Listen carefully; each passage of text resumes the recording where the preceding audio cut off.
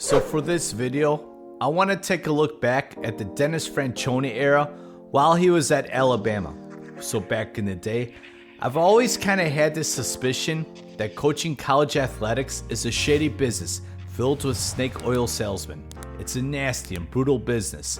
But how the Coach Fran era ended in Alabama really made me realize that college football can be ruthless for the players. Dennis Franchione was a head coach at New Mexico and TCU. Now Gary Patterson, who was Franchione's defense coordinator at TCU, is one who should be getting the most credit for getting TCU into what is now called a power conference, but it was Dennis Franchione who did lay down the foundation.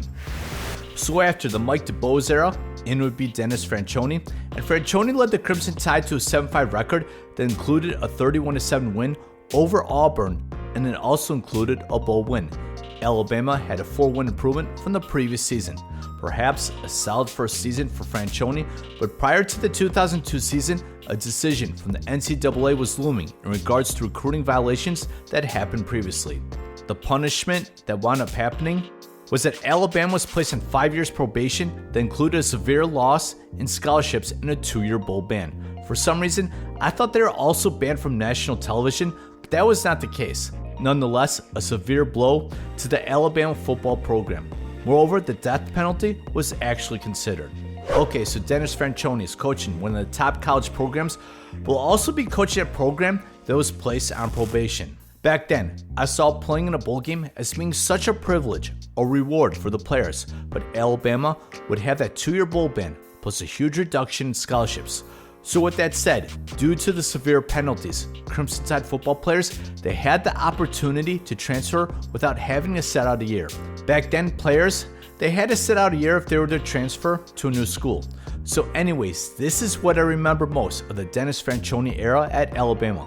Players, they had a great opportunity to leave for greener pastures, but Coach Fran really did his salesmanship. He did everything he could to convince the players to stay at Alabama. And from what I remember, he did quite a good job at doing that. His saying was hold the rope, buy into Alabama's program, and get back to the glory years. So for the 2002 season, Alabama somehow finished with a 10-3 record, ranked 11th in the final AP poll. And I was thinking this was one of the greatest coaching jobs ever. I was also thinking that Alabama has found their coach for years to come. But then all of a sudden, after Coach Fran told his team to hold the rope, he took the job to become the coach at Texas A&M. I was so blindsided by this. I was extremely shocked. But you know what? It's college athletics, and I shouldn't have been surprised. Now I understood the great anger that Alabama football fans had at this time. For me, it was just shocking the way that Dennis Franchione left the Alabama Crimson Tide football program. Thank you so much for watching this video. I just want to talk about Dennis Franchione and him leaving Alabama, doing the opposite of what Bear Bryant did, as Bryant left Texas A&M for Alabama, while Franchione, he went from Bama to A&M. But this was quite memorable and shocking to me. Let me know what you think in the comment section. Don't forget to like and subscribe, and thank you once again.